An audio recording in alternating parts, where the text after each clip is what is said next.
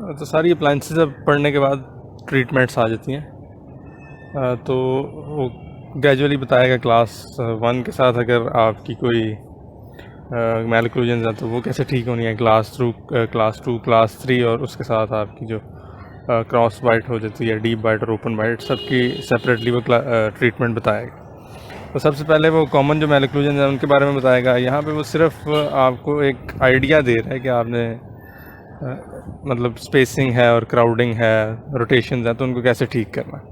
और यूजुअली ये आप समझें कि क्लास 1 मोलर रिलेशन के साथ हैं। तो सबसे पहले उसने आपको जो ट्रीटमेंट बताई है वो मिडलैंड डायस्टीमा की बताई है। तो ऑर्थो के अंदर आपने जब भी ट्रीटमेंट के बारे में सोचना है तो आपको 2-3 चीज़ें पता होनी चाहिए। सबसे पहले आपने पेशेंट की एज पे फोकस करना है कि वो ग्रोइंग पेशेंट है या उसका जो ग्रोथ फेज़ है वो गुजर गया हुआ है। उसके बाद आपने देख लेना है कि जो उसकी मैलक्लूजन है उसकी कॉज क्या है। अगर तो उसकी कोई कॉज डिटरमिन होती है तो आपने उसको ख़त्म करना होता है ट्रीटमेंट स्टार्ट करने से पहले, यानी एक्टिव टूथ मूवमेंट से पहले आपकी कोशिश होनी चाहिए कि आप जो उसकी कॉज है उसको ख़त्म करें। अब जब हमने एटियोलॉजी पढ़ी थी तो हमें पता था कि 35% मैलक्लूजन ऐसी हैं जिनमें आपको एटियोलॉजी पता होती है, कॉज पता होता है, जबकि रेस्ट जो है उसमें आपको कोई एटियोलॉजी नहीं पता होती, बस मैलक्लूजन होती है। तो अब जो मिडलैंड डायस्टीमा है आपका, उसकी आपको सबसे पहले कॉजेज़ पता होनी चाहिए कि डिफरेंट कॉजेज़ क्या होती हैं। कॉजेज़ पता होंगी तो आप कॉज ख़त्म करने के बाद जो डायस्टीमा है उसको क्लोज़ कर देंगे तो ट्रीटमेंट सक्सेसफुल होगी। तो जो आपका मिडलैंड डायस्टीमा है उसकी सबसे जो कॉमन कॉज है वो ग्रोथ है बेसिकली। जब आपका पेशेंट ग्रो कर रहा होता है तो जो प्राइमरी टीथ होते हैं वो छोटे होते हैं और जो जॉज होते हैं वो ग्रो कर रहे होते हैं। तो एक स्टेज ऐसी आती है कि जब जनरलाइज स्पेसिंग होती है आपकी आर्चिस के अंदर, और उसी के साथ आपकी मिडलैंड डायस्टीमा भी होता है। तो वो जो है वो एक अच्छी चीज़ होती है बेसिकली कि आपकी जो प्राइमरी डेंटिशन है उसमें स्पेसिंग है, क्योंकि आपके जो परमानेंट टीथ होते हैं वो प्राइमरी टीथ से बड़े होते हैं साइज़ में मीजियोडिस्टली। तो वो बेसिकली जो स्पेसेस होती हैं वो उनको एकोमोडेट करने में यूज़ हो जाती हैं। जबकि अगर आप देखें कि प्राइमरी डेंटिशन है जिसमें कोई स्पेसिंग नहीं है और बड़े वेल अलाइंड टीथ पड़े हुए हैं उसके अंदर, तो समझ लें कि जब आपके परमानेंट डेंटिशन आएगी तो आपकी इवेंचुअली क्राउडिंग हो जाएगी, क्योंकि वो बड़े होते हैं, एकोमोडेशन के लिए जगह ही नहीं होगी उनके पास। और दूसरा, ग्रोथ के दौरान जो इम्पोर्टेंट फेज़ आता है वो अगली डकलिंग स्टेज होती है। तो 8 से 9 साल के अंदर जब आपका कैनाइन इरप्ट करना स्टार्ट करता है, तो जब वो बोन के अंदर मूव कर रहा होता है इरप्शन के लिए, तो ऑब्वियसली वो लेटरल की रूट के साथ जब आगे फोर्स लगाएगा तो लेटरल की जो रूट है वो मीजियली टिप होगी और क्राउन ऑब्वियसली डिस्टली टिप होगा। और वही मीजियल की रूट लेटरल की रूट जो मीजियली टिप हो रही है वो सेंट्रल की रूट को भी मीजियली फोर्स लगाएगी, और सेंट्रल के जो आपके हैं क्राउन्स वो भी डिस्टली टिप हो जाएंगे। तो transient during growth, during canine की इरप्शन, आपका एक मिडलैंड डायस्टीमा क्रिएट हो जाता है। और यूजुअली इसके लिए आपको कोई ट्रीटमेंट की ज़रूरत नहीं होती। जब कैनाइन पूरा इरप्ट हो जाएगा तो ऑब्वियसली वो उनके जो क्राउन्स हैं उस पर मीजियल फोर्स लगाएगा और वो क्लोज हो जाएंगे, जो मिडलैंड डायस्टीमा। और जो सेकंड कॉज है फिर आपकी tooth material arch length discrepancy है। अब इसका बेसिकली मतलब ये है कि जितनी आपकी आर्च का साइज़ है और जितने आपके इंडिविजुअल दांतों का साइज़ है उसको प्लस कर लें तो ये यूजुअली आइडियली आप कह लें बराबर होना चाहिए। लेकिन अगर इसमें डिस्पैरिटी है तो आपको क्राउडिंग एक स्पेक्ट्रम मिलेगा और दूसरा स्पेक्ट्रम आपको स्पेसिंग मिलेगा। तो अब उसकी डिफरेंट रीज़न हो सकती हैं। फॉर एग्जांपल आप स्पेसिंग की इस वक्त बात कर रहे हैं तो इसका स्पेसिंग का मतलब है कि टूथ साइज़ कम है या टूथ साइज़ नॉर्मल है तो आपका आर्च लेंथ ज़्यादा है, जिसकी वजह से स्पेसिंग आ रही है। तो उसमें ये या तो आपके जॉज थोड़े से बड़े हो सकते हैं नॉर्मल से, या फिर आपके दांत थोड़े से छोटे हो सकते हैं, या कोई एक आधा मिसिंग हो सकता है। फिर आपका जो एक बड़ा कॉमन कॉज है मिडलैंड डायस्टीमा का वो फ्रीनल अटैचमेंट का है। जो लेबियल आपकी फ्रीनम है अपर जो मिड लाइन में होती है, उसकी अगर अटैचमेंट ज़रा हाई हो, या कुछ बुक्स में उसको लो भी लिखते हैं, यानी वो आपकी इंसाइसिस पेपिला पे जाके बेसिकली अटैच होती है, तो वहाँ तक अगर जाके अटैच हो रही है तो वो फोर्स लगा के दांतों के दरम्यान में स्पेस क्रिएट कर देती है, जिसकी वजह से मिडलैंड डायस्टीमा हो जाता है। तो उसके भी कुछ फिर आपके 2 डायग्नोस्टिक टेस्ट हैं अगर आपने उसको करना है कंफर्म। तो आप जो अपर लिप है उसको आउटवर्ड पुल करते हैं और इंसेसिव पेपिला पे देखते हैं ब्लैंचिंग हो रही है कि नहीं। क्योंकि आपने जो फ्रीनम है उसको पुल किया, मतलब स्ट्रेच किया, तो वहाँ पे अगर ब्लैंचिंग होगी तो इसका मतलब है कि उसकी अटैचमेंट जो है वो लो है, जिसकी वजह से आपका डायस्टीमा कॉज हो रहा है।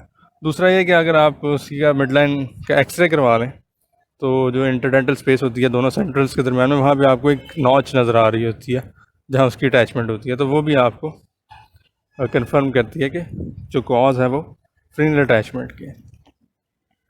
फिर आपकी प्रेशर हैबिट्स हैं। प्रेशर हैबिट्स हमने पहले भी पढ़ी थी, जिसमें आपकी थंब सकिंग आ जाती है या टंग थ्रस्टिंग आ जाती है, जिसकी वजह से आपके जो एंटीरियर टीथ होते हैं यूजली प्रोक्लाइन हो जाते हैं, तो प्रोक्लाइन होने की वजह से उसमें मिडलाइन डायस्टीमा आ जाता है। फिर आपकी कोई मिडलाइन पैथोलॉजी हो सकती है, फॉर एग्जांपल आपका मीजियोडेंस पड़ा हुआ है दोनों सेंट्रल्स के दरमियान में बोन के अंदर, तो जो मीजियोडेंस है वो बेसिकली दोनों को अप्रॉक्सीमेट नहीं होने देगा, जिसकी वजह से आपकी जो है मिडलाइन डायस्टीमा होगा। दूसरी रीज़न कोई वहाँ पे सिस्ट हो सकती है, कोई ट्यूमर हो सकता है जो बेसिकली दोनों दांतों को अप्रॉक्सीमेट नहीं होने दे रहा। फिर ये है कि आपकी कुछ ट्रीटमेंट्स ऐसी होती हैं जो आप खुद करते हैं जिसकी वजह से मिडलाइन डायस्टीमा क्रिएट हो जाता है। उसमें आपकी एग्जांपल आ जाती है जब आपने एक्सपेंशन करनी होती है मैक्सिला की। जब हमने पढ़ा था रैपिड मैक्सिलरी एक्सपेंशन, तो उसका एक कॉज था, उसका मतलब एक ट्रीटमेंट को आपने अगर जज करना हो तो उसका एक क्राइटेरिया है कि मिडलाइन डायस्टीमा क्रिएट हो जाता है, यानी आपका जो मैक्सिला है वो एक्सपैंड कर रहा है। और फिर रेशियल प्रीडिस्पोजिशन है वो खैर इतनी इंपॉर्टेंट नहीं।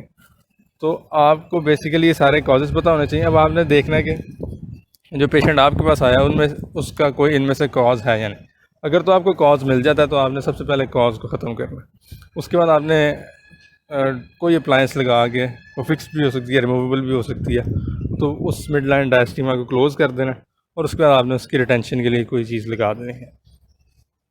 तो अगर कॉज आपने डिटरमिन कर लिया, फॉर एग्जांपल फ्रीनम की वजह से, या तो आप फ्रेनेक्टमी करेंगे, अगर आपकी मिड लाइन पैथोलॉजी की वजह से, या तो आप उस पैथोलॉजी को सर्जिकली रिमूव करेंगे, और सो ऑन सो फोर्थ। तो बेसिकली जो फ्रीनल अटैचमेंट का केस है वो थोड़ा सा इंटरेस्टिंग है इसके अंदर। उसमें ये दो स्कूल्स ऑफ थॉट हैं। एक ये कहता है कि आपने जो डायस्टीमा है वो कोई अप्लायंस लगा के रिमूवेबल या फिक्स्ड पहले उसको क्लोज़ करना है, यानी पहले आपने एक्टिव ट्रीटमेंट कर देनी है और बाद में आपने फ्रेनेक्टमी करनी है, यानी कॉज को आपने बाद में रिमूव करना है। उसकी रीज़न ये है कि वो कहते हैं अगर आप पहले फ्रेनेक्टमी कर देते हैं तो उस एरिया में सर्जरी की वजह से स्कार टिश्यू बन जाता है। जब स्कार टिश्यू बन जाएगा तो फिर उस स्कार टिश्यू की वजह से वहाँ पे टूथ मूवमेंट जो है वो मुश्किल हो जाती है। तो पहले आप टूथ मूवमेंट कर दें, उसके बाद फ्रेनेक्टमी करें। जबकि बाकी कोई भी अगर कॉज है तो उसमें आपने पहले कॉज ख़त्म करनी है और उसके बाद आपने फ्रेनेक्टमी करनी है, टूथ मूवमेंट करनी है। अब जो आपकी रिमूवेबल अप्लायंसेज हैं उसमें आपने पढ़ा था स्प्लिट लेबियल वो पड़ी थी, तो उससे आप मिडलाइन डायस्टीमा क्लोज़ कर सकते हैं, या फिंगर स्प्रिंग्स आप दोनों सेंट्रल्स के डिस्टल साइड पे दे के उनको ईजीली मूव करवा सकते हैं। तो रिमूवेबल अप्लायंस से आप ये यूज़ कर सकते हैं। जबकि जो फिक्स्ड अप्लायंसेज हैं उसमें आप ऑब्वियसली ब्रैकेट्स लगा के वायर्स लगा देंगे और उसके ऊपर आप क्लोज्ड कॉइल स्प्रिंग लगा दें अगर दोनों ब्रैकेट्स के साथ, तो वो भी आपका स्पेस क्लोज़ कर देगा। आप कोई इलास्टिक चेन लगा दें या पावर चेन लगा दें तो वो भी आपकी जो स्पेस है उसको क्लोज़ कर देगी। या फिर आप एम शेप्ड हेलिकल स्प्रिंग है जिसमें डिफरेंट हीलिक्स बने हुए हैं, तो हीलिक्स को क्लोज़ कर देते हैं तो वो एम शेप जो है वो दोनों दांतों को एक दूसरे की तरफ ला के इवेंचुअली स्पेस क्लोज़ कर देगी। तो ये डिफरेंट आपकी हो गए अप्लायंसेज और मैकेनिक्स जिससे आप दोनों दांतों को मतलब मिडलाइन डायस्टीमा को क्लोज़ कर सकते हैं। और उसके बाद आ जाती है रिटेंशन। रिटेंशन दो चीज़ों की आपने रिटेंशन लाजमी याद रखनी है, एक मिडलाइन डायस्टीमा की और एक रोटेशंस की, क्योंकि इनकी जो रिलैप्स का चांस होता है वो सबसे ज़्यादा होता है। यानी आपने स्पेस तो क्लोज़ कर दी, फर्ज कर लें कि आप उसके बाद कुछ नहीं करते, उसको कहते हैं ठीक है आपकी ट्रीटमेंट पूरी हो गई है, पेशेंट को भेज देते हैं, तो विद टाइम आप ये देखेंगे कि वो स्पेस दोबारा बन जाएगी, दोनों जो सेंट्रल हैं उनके दरमियान में डायस्टीमा दोबारा क्रिएट हो जाएगा। तो उसको रोकने के लिए आप डिफरेंट रिटेनर्स दे सकते हैं। और चूँकि ये सेंट्रल्स हैं सामने वाले तो एस्थेटिक एरिया है, तो यूजुअली आप हॉलीज रिटेनर देते हैं जो बेसिकली आपका एक अपर एक्रिलिक प्लेट होती है जिसके पीछे आपके एडम्स क्लैस्प होते हैं और आगे एक लेबियल बो लगी होती है। तो ये बेसिकली आपका हॉलीज रिटेनर होता है। तो यूजुअली वो एस्थेटिक एरिया तो आप उससे जो बेहतर अप्रोच है वो ये है कि आप एक वायर लेके उसको लिंगुअली बॉन्ड कर दें, या पैलेटली सॉरी बॉन्ड कर दें सेंट्रल्स के साथ, तो वो आपकी जो दोबारा डायस्टीमा है उसको क्रिएट नहीं होने देगी। तो ये सारी थी आपकी एक्टिव ऑर्थोडोंटिक ट्रीटमेंट्स। अब फ़र्ज़ कर लें आपके पास पेशेंट आया जिसकी फ़र्ज़ करें 30 साल 35 साल एज है, और उसने कहा कि ब्रेसेस तो मैंने पहनने नहीं है, लेकिन ये जो मिडलैंड डायस्टीमा है ये मेरा क्लोज़ कर दें किसी तरह। तो उसमें जो आपके पास ऑप्शन आते हैं वो कॉस्मेटिक होते हैं, यानी एस्थेटिक प्रोसीजर्स आप करेंगे। उसमें आप ये करेंगे कि सेंट्रल्स के मीज़िली बिल्ड करेंगे कंपोजिट से, और क्योंकि वो ऑब्वियसली इस तरह हो जाएगा कि वो ज़्यादा बड़े लगने लग जाएंगे, तो आप फिर ये करेंगे कि सेंट्रल्स को डिस्टली थोड़ा सा स्लाइस करके लैटरल्स के मीज़िली थोड़ा सा बिल्ड कर देंगे, और फिर लैटरल्स के डिस्टली थोड़ा सा स्लाइस करके केनाइन्स के मीज़िली, अगर इतनी उसको प्रॉब्लम होगी उस पर एस्थेटिकली, तो केनाइन्स के मीज़िली थोड़ा सा बिल्ड कर देंगे, तो ओवरऑल जो पिक्चर होगी वो नॉर्मल रहेगी। ऐसा नहीं होगा कि जो सेंट्रल है वो कॉस्मेटिक ट्रीटमेंट के बाद बहुत बड़ा नज़र आने लग जाएगा। तो ये आपके सारे थे मिडलैंड डायस्टीमा के कॉजेज़ और ट्रीटमेंट्स। और फिर आपकी नेक्स्ट है स्पेसिंग। तो ये आपकी बेसिकली मिडलैंड की स्पेस थी, और ये जो होगी ओवरऑल स्पेसिंग होगी। तो इसमें भी आपको एटियोलॉजी या कॉज पता होनी चाहिए, जिसके बाद आप उसको ट्रीट करेंगे। तो जनरलाइज स्पेसिंग यूजुअली आपकी arch length tooth size discrepancy की वजह से होती है, जिसमें आपकी या तो जॉज बहुत बड़े होंगे और नॉर्मल टूथ साइज़ होगा जिसकी वजह से स्पेसिंग होगी, या फिर आपकी जॉज जो है वो नॉर्मल होंगे और आपका जो है टूथ साइज़ वो छोटा होगा, कोई एक आधा छोटा होगा मिसिंग होगा, या जिसकी वजह से आपकी स्पेसिंग हो जाएगी। फिर आपकी वो इस तरह हैबिट्स आ जाती हैं, थंब सकिंग हो जाती है, टंग थ्रस्टिंग, जिसकी वजह से स्पेस क्रिएट हो सकती है। फिर वो बताता है कि मैक्रोग्लॉसिया की वजह से भी आपकी स्पेसिंग हो सकती है। अब मैक्रोग्लॉसिया से इसी तरह स्पेसिंग होगी कि जो टंग आपकी बड़ी है तो वो दांतों पे आउटवर्ड फोर्स लगाएगी, और क्योंकि जो नॉर्मल लिप्स और टंग का इक्विलिब्रियम प्रेशर होता है वो मेंटेन नहीं रहेगा, तो नेट फोर्स लगेगी दांतों पे जो बकल और लेबियल होगी, जिसकी वजह से वो फ्लेयर अप हो जाएंगे, बाहर की तरफ निकल जाएंगे और स्पेसिंग क्रिएट हो जाएगी। फिर कोई सिस्टिक लीजन हो, कोई सुपरन्यूमररी टीथ हो जो अनइरप्टेड हो, जो बेसिकली स्पेस ले के बैठा हो किसी नॉर्मल दांत की, तो उसकी वजह से स्पेसिंग हो सकती है। और कोई परमानेंट दांत आपका प्रीमेच्योरली अगर गिर जाए तो उसकी वजह से हो सकती है। तो ट्रीटमेंट इसकी सिंपल है कि आपने एटियोलॉजी देख लेनी है, अगर तो आपको कोई एटियोलॉजी मिलती है तो आपने उसको ठीक करना है। अदरवाइज़ आपने सिर्फ जो उसका सिम्टोमेटिक होगा, यानी जो उसका कॉज है, एस्थेटिक कंसर्न है या जो भी है, तो उसको ट्रीट कर देना।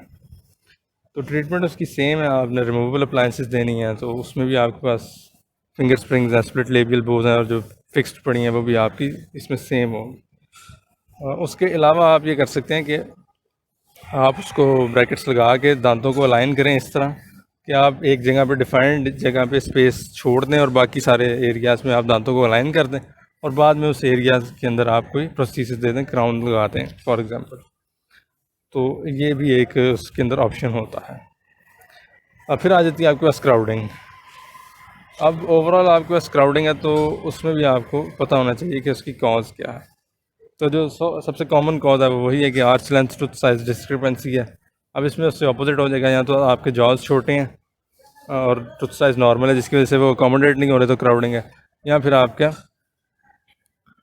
जो जॉ है वो नॉर्मल है और दांत ही ओवरऑल जो नॉर्मल से बड़े हैं जिसकी वजह से वो अकोमोडेट नहीं हो रहे। फिर कोई सुपर न्यूमररी टीथ अगर प्रेजेंट है या एक्स्ट्रा टीथ है तो उसकी वजह से आपकी क्राउडिंग हो सकती है।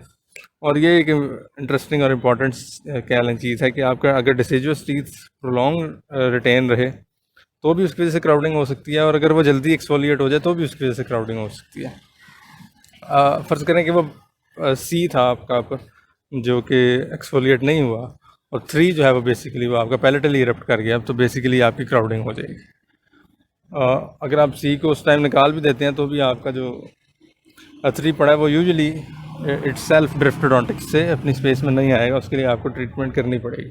और दूसरा जो आपके पास है क्राउडिंग का वो ये है कि फ़र्ज़ कर लेंगे लोअर ई आपका केरियस हो गया तो आपको जल्दी निकालना पड़ गया। अब आपने स्पेस मेंटेन नहीं की या पेशेंट खुद ही कॉन्शियस नहीं था, जिसकी वजह से दांत गिरने के बाद जो होगा कि 6 आपका मीजियली ड्रिफ्ट कर जाएगा 5 की स्पेस में, और 5 जो है वो फिर एक्टोपिकली इरप्ट करेगा लिंगुअली या लेबियली, जिसकी वजह से क्राउडिंग हो जाएगी। तो जो आपका प्राइमरी टीथ है अगर वो प्रोलॉन्ग रिटेंड रहता है तो भी क्राउडिंग हो जाएगी, और अगर जल्दी एक्सफोलिएट कर देता है तो भी क्राउडिंग हो जाएगी। हाँ, फिर आपका है कि जो एक इम्पॉर्टेंट चीज़ है कि मैंडिबुलर टीथ के अंदर लोअर लेट क्राउडिंग जो है वो होती है यूजुअली। कि अगर आप एक पेशेंट को देखते हैं जिसकी एक ग्रोइंग पेशेंट है, जिसमें दांतों की अलाइनमेंट बिल्कुल ठीक है, कोई क्राउडिंग वगैरह नहीं है, कोई इशू नहीं है, तो विद ग्रोथ आप देखेंगे कि जो लोअर लेवल सेगमेंट होगा यानी एंटीरियर 3 to 3 का एरिया होगा, वहाँ पे उसकी क्राउडिंग आ जाएगी। अब उसकी डिफरेंट रीजंस हैं। रीजंस ये हैं जो वो बताता है कि एक तो मैंडिबल की ग्रोथ जो है वो मैक्सिला के बाद भी होती रहती है।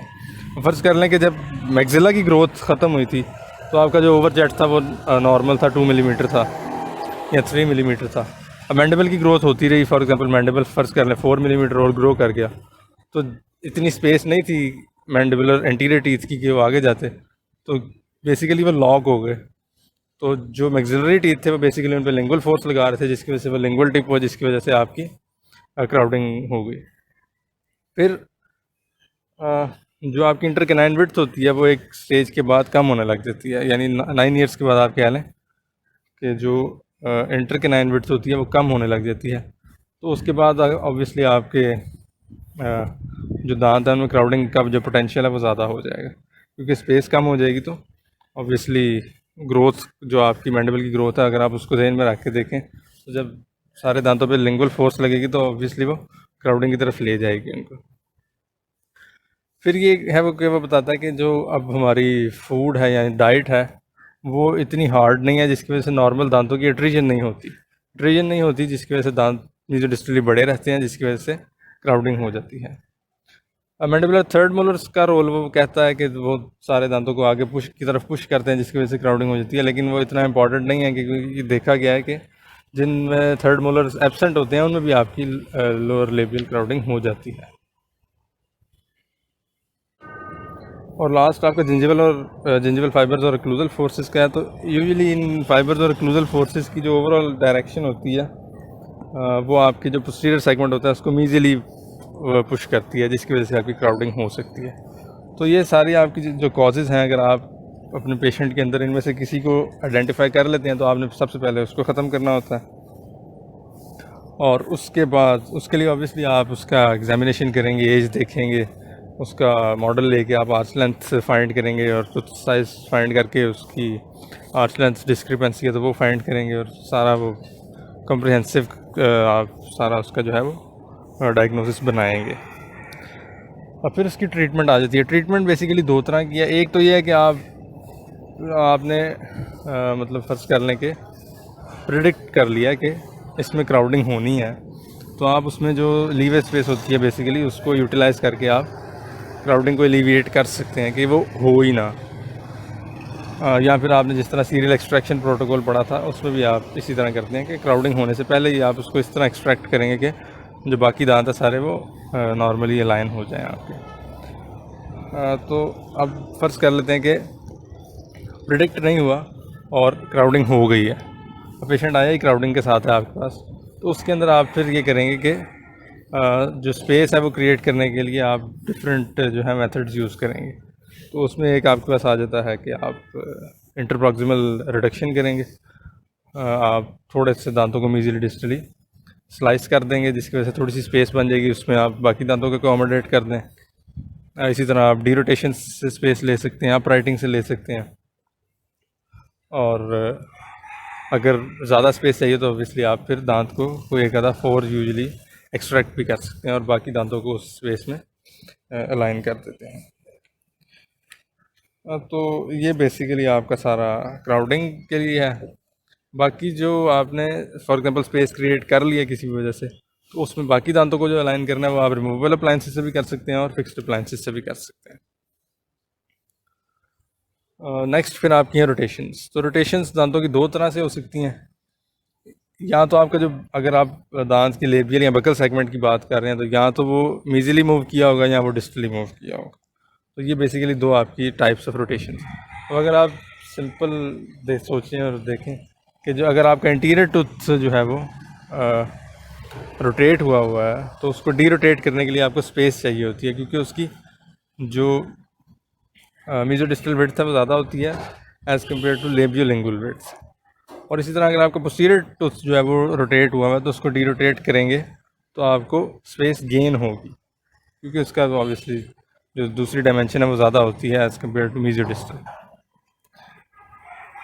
तो उस केस में आपको स्पेस मिलेगी। तो अगर आपको स्पेस चाहिए और आपका कोई पोस्टीरियर टीथ रोटेट हुआ है तो आपको डी रोटेट करने से स्पेस मिल जाएगी, जबकि एंटीरियर टीथ को अगर आपने डी रोटेट करना है तो उसके लिए आपको स्पेस पहले क्रिएट करनी पड़ेगी।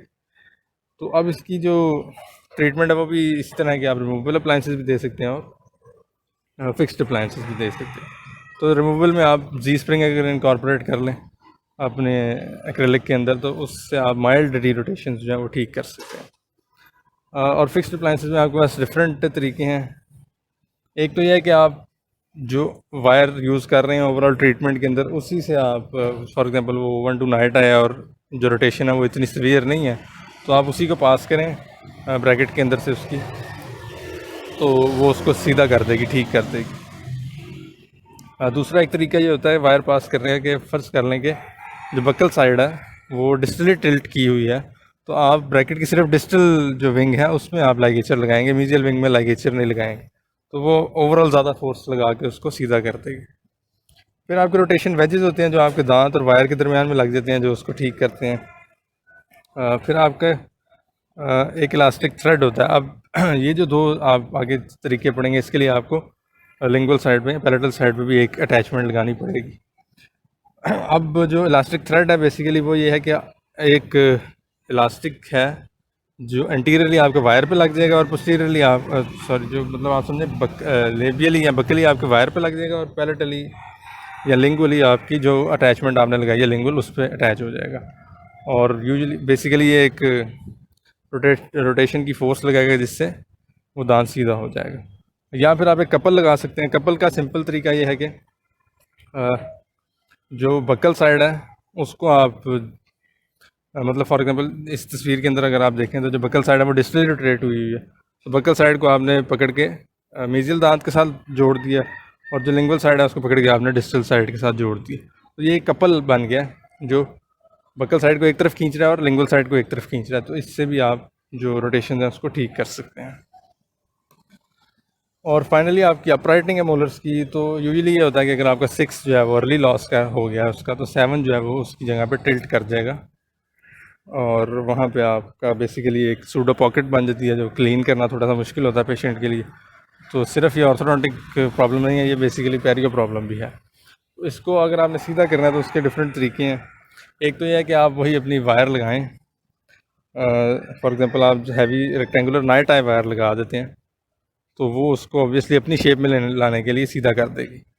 दूसरा तरीका यह है कि आप ब्रैकेट्स मतलब 5 और 7 के ब्रैकेट के दरमियान में आप एक ओपन कॉइल स्प्रिंग लगा दें और 3, 4 और 5 को आप समझ लें कि लेस पैक करके एक यूनिट बना देते हैं। तो उन 3 की एंकरेज से आप जो 7 है उसको डिस्टली पुश करेंगे ओपन कॉइल स्प्रिंग से, जिससे वो सीधा हो जाएगा। अब ये जो 2 तरीके थे इनमें ये चांस रहता है कि आपका 7 तो चलें किसी हद तक सीधा होगा, 5 ना डिस्टली टिल्ट हो जाए। तो उसके लिए फिर आप सेगमेंटल मैकेनिक्स यूज़ करते हैं जिसमें आपके पास हेलिकल ऑपरेटिंग स्प्रिंग है पहले।